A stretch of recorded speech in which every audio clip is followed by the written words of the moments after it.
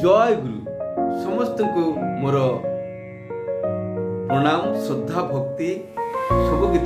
आज मु गोटे प्रश्न आपण मान छाड़ुची। से प्रश्नटी होची जे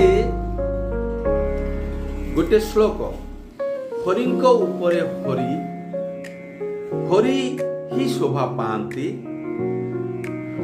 हरि को देखी हरि हरि रे ही लुचि जाती। यार अर्थ कौन? यार अर्थ कौन समस्ते मते जनइबे कमेंट माध्यम रे मते जनइबे। आउ थरे मु श्लोकटी को कहूची हरिंक उपरे हरि हरि ही शोभा पाती हरि को देखी हरि हरि रे ही लुचि जाती।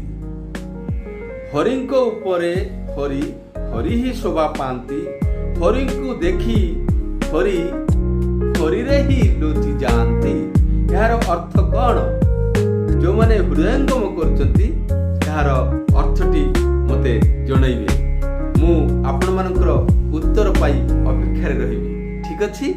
आज एतिकी आउ विशेष किछि कहिली नाही। जय गुरु।